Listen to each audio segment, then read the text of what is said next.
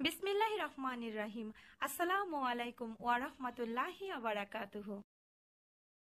Chicken দিয়ে তৈরি করা যায় নানা পদের সুস্বাদু খাবার।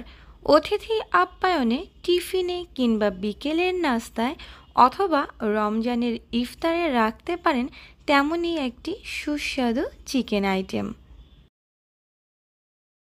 যে কোনো পছন্দের সস কিংবা চাটনির সঙ্গে খেতে এটি অসাধারণ লাগে।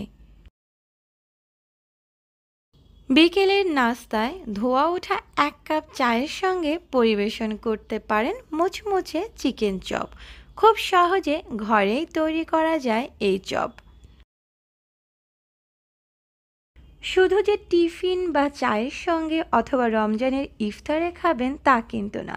পোলাও, খিচুড়ি, বিরিয়ানি সব কিছুর সাথেই কিন্তু পরিবেশন করতে পারবেন এই দারুণ মজার চিকেন চপটা। আপনারা কেউ চাইলে কিন্তু বাড়িতে এই চপটা তৈরি করে ডিপ ফ্রিজে সংরক্ষণ করতে পারবেন 2 থেকে 3 মাসের জন্য। চপটা তৈরি করার জন্য প্রথমে আলু সিদ্ধ করে নিতে হবে। এখানে আমি মিডিয়াম সাইজের 6টা আলু ভালোভাবে ধুয়ে পরিষ্কার করে সিদ্ধ বসিয়েছি। আলুগুলো কিন্তু খুব ভালোভাবে সিদ্ধ করে নিতে হবে।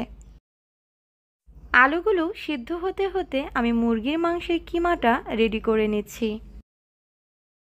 চপটা তৈরি করার জন্য প্রথমে চুলাতে আমি একটা ফ্রাই প্যান বসিয়েছি আর এখানে দিয়ে দিলাম 2 টেবিল চামচ পরিমাণ সয়াবিন তেল আর 1 কাপ পরিমাণ পেঁয়াজ কুচি। এইবার মিডিয়াম আঁচে নাড়াচাড়া করে পেঁয়াজগুলোকে ভেজে নিচ্ছি, সাথে অ্যাড করে দিচ্ছি স্বাদ মতো লবণ।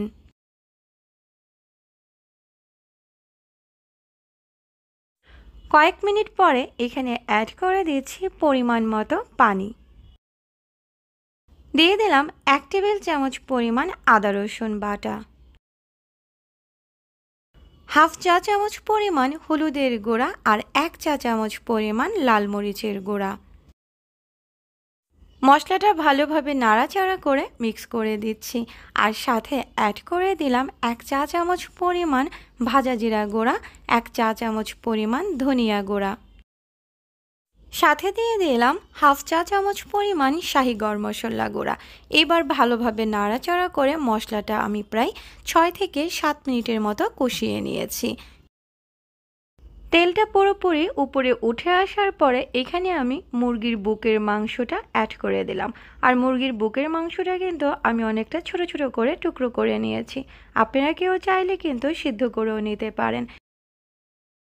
এখানে আমি 2টা মুরগির বুকের মাংস নিয়েছি আর সাথে দিয়ে দিলাম 1/3 কাপ পরিমাণ কাঁচামরিচ কুচি। কাঁচামরিচের পরিমাণটা কেউ চাইলে বাড়িয়েও দিতে পারেন, আবার কেউ চাইলে কমিয়েও দিতে পারেন। নাড়াচাড়া করে ঢাকনা দিয়ে ঢেকে আমি রেখে দিয়েছিলাম 5 থেকে 6 মিনিটের মতো। মুরগির মাংসের গায়ে থেকে যেই পরিমাণ পানি উঠেছে এই পানিটা দিয়েই কিন্তু মুরগির মাংসটা পুরোপুরি সিদ্ধ হয়ে যাবে। কেউ যদি মনে করেন যে এই পানিটা দিয়ে মুরগির মাংসটা সিদ্ধ হবে না, সেক্ষেত্রে কিন্তু এখানে পরিমাণ মতো পানি অ্যাড করে দিবেন। বারবার কিন্তু নাড়াচাড়া করবেন ঢাকনাটা তুলে, যাতে করে তলানিতে লেগে না যায়। আরও কিছুক্ষণ পরের অবস্থা দেখাচ্ছি। মাংসটার গায়ে থেকে কিন্তু পুরোপুরি পানিটা শুষে গেছে। মুরগির মাংসটা কিন্তু ভালোভাবে সিদ্ধ হয়ে গেছে। আপনারা কেউ চাইলে একটা মাংস তুলে হাত দিয়ে চেপে দেখবেন, নয়তোবা খেয়ে দেখবেন। মাংসটা ভালোভাবে সিদ্ধ হয়ে যাওয়ার পরেই কিন্তু চুলা থেকে নামিয়ে নিতে হবে। ভাজা কিন্তু হয়ে গেছে। এবার আমি একটা মিক্সিং বোলে ঢেলে নিচ্ছি। সিদ্ধ করে রাখা আলুর উপরের খোসাটা ফেলে এবার আমি ভালোভাবে গ্রেট করে নিচ্ছি। আপনারা কেউ চাইলে কিন্তু হাত দিয়েও ম্যাশ করে নিতে পারেন, তবে ম্যাশ করে নেওয়ার সময় দেখবেন যে আলুর ভিতরে যাতে কোনো রকম দানা না থাকে।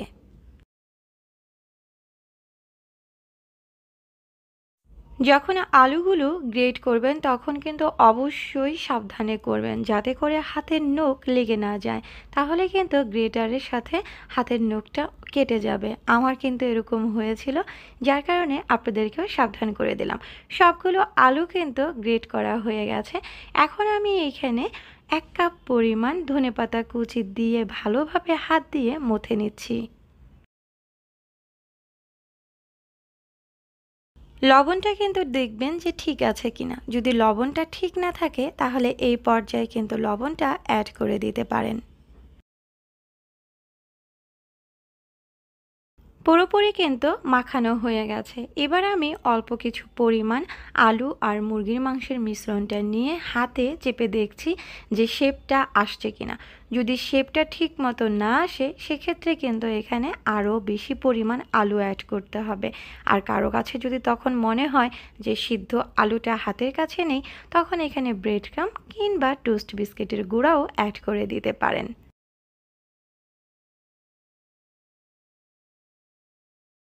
আমি কিন্তু মুরগির মাংসের চপটা একটু বড় বড় সাইজের তৈরি করছি, আর আপনারা কিন্তু সেটা দেখেই বুঝতে পারছেন। আপনারা আপনাদের ইচ্ছে অনুযায়ী সাইজ ছোট কিংবা বড় করতে পারেন। আর অবশ্যই দেখবেন যাতে ফেটে না যায়। যদি ফেটে যায় তাহলে কিন্তু হাত দিয়ে ভালোভাবে চেপে চেপে শেপটা ঠিক করে নেবেন। যদি মুরগির মাংসের মিশ্রণটা নরম হয় সেক্ষেত্রে কিন্তু চপটা ভাজার সময় ভেঙে যাবে। যদি আপনারা কেউ মনে করেন যে এইভাবে চপের শেপটা দিতে পারছেন না, সেক্ষেত্রে কিন্তু আপনারা হাতে সরিষা অথবা সয়াবিন তেল মেখে নিতে পারেন।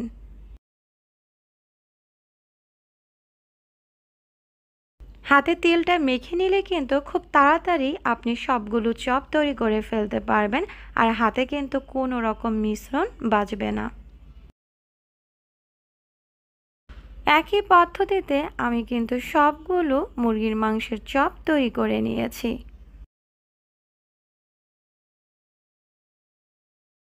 মুরগির মাংসের চপগুলো কিন্তু দেখতেই অসম্ভব সুন্দর লাগছে, আর খেতে কিন্তু এর চাইতে অনেক অনেক বেশি মজাদার। একটা ডিম ভেঙে আমি অল্প পরিমাণে লবণ দিয়ে ফেটিয়ে নিয়েছি। প্রথমে একটা ডিম আমি ভেঙে নিয়েছিলাম, পরবর্তীতে আরেকটা ডিম আমার এখানে লেগেছে।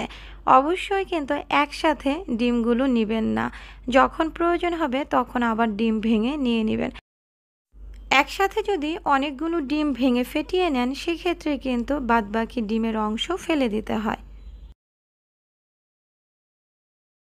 আরেকটা বাটিতে আমি ব্রেড ক্রাম্ব নিয়েছি।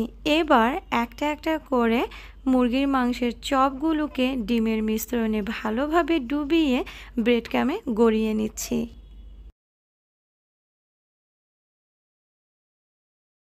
ডিমের মিশ্রণে যখন আপনি কাবাবটা গড়াবেন তখন অবশ্যই চামচ ব্যবহার করবেন।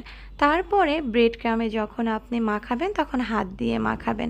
না হলে যদি আপনি হাত দিয়ে ডিমের মিশ্রণে কাবাবগুলোকে ডুবান সেক্ষেত্রে হাতে আপনার অনেকটা ডিমের অংশ লেগে যায়। এতে করে কিন্তু ব্রেড ক্রাম্ব প্রচুর পরিমাণে নষ্ট হয়। এই ব্রেড ক্রাম্বটা কিন্তু আমি ঘরেই তৈরি করে নিয়েছি, আর কিভাবে তৈরি করতে হয় তার ভিডিও কিন্তু আমার চ্যানেলে অলরেডি দেয়া আছে, আপনারা চাইলে দেখে নিতে পারেন।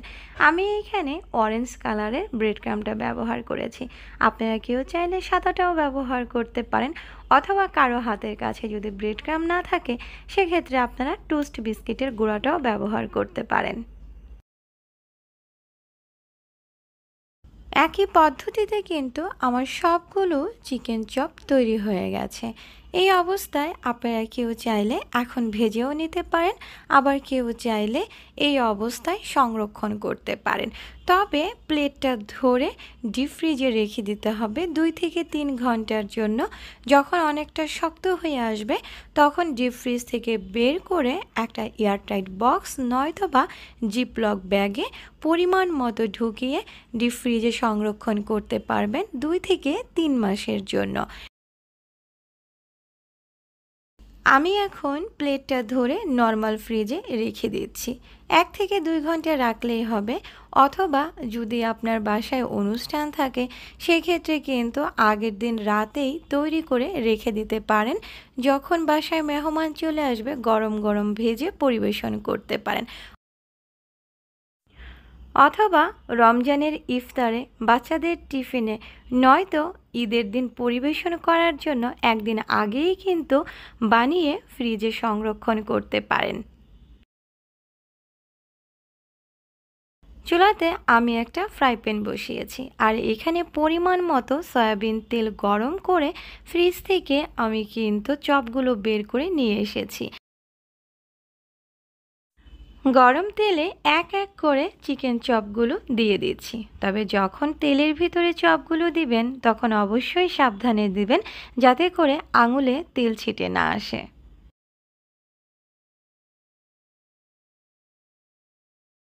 চুলার আঁচ কিন্তু এই পর্যায়ে আমি মিডিয়াম রেখেছি।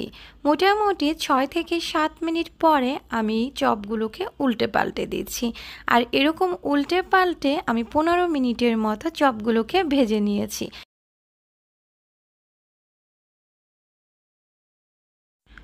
যখন চপগুলোর কালার ঠিক এরকম হয়ে যাবে তখন কিন্তু চুলা থেকে নামিয়ে নিতে হবে।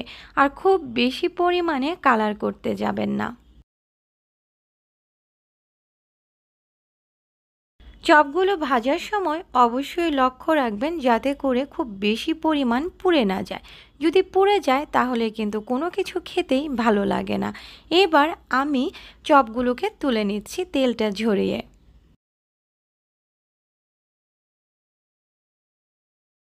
এই চিকেন চপটা এত বেশি সুস্বাদু হয়, যারা কখনো খাননি তারা একবার হলো ট্রাই করে দেখবেন। একবার খেলে বারবার রিকোয়েস্ট আসবে, বিশেষ করে বাচ্চাদের কাছ থেকে।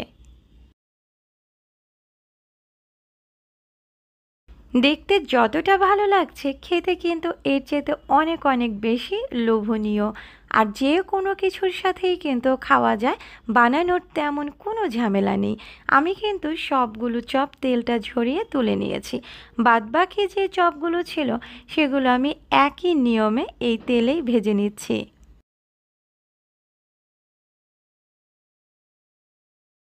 চপগুলো ভাজা হয়ে যাওয়ার পরে কিন্তু তেলটা ফেলে দিবেন না। তেলটা খুব ভালোভাবে নিগড়িয়ে রেখে দিতে পারেন, যে কোনো রান্নার কাজেই কিন্তু ব্যবহার করতে পারবেন।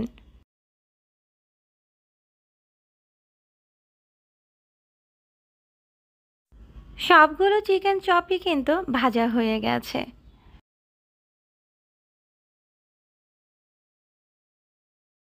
চিকেন চপগুলো আমি গরম থাকা অবস্থাতেই চুলা থেকে নামিয়ে একটা টিস্যুর উপরে বিছিয়ে দিয়েছিলাম। এতে করে চপের গায়ে যে এক্সট্রা তেল আছে সেটা খুব দ্রুতই শুষে যাবে। যারা এই চিকেন চপটা খেয়েছেন তারা তো খেয়েছেনই, আর যারা নাকি খাননি তারা অবশ্যই একবার হলো ট্রাই করবেন। আশা করি আজকে আমার এই ঝটপট চিকেন চপ রেসিপিটা আপনাদের কাছে একটু হলেও ভালো লেগেছে ইনশাল্লাহ। আবার দেখা হবে যে কোনো আরেকটা নতুন রেসিপি নিয়ে। সে পর্যন্ত আপনারা সবাই অনেক ভালো থাকেন এবং সুস্থ থাকেন, সেই প্রত্যাশায় আজকের মতো এখানেই বিদায় নিচ্ছি। আল্লাহ হাফেজ।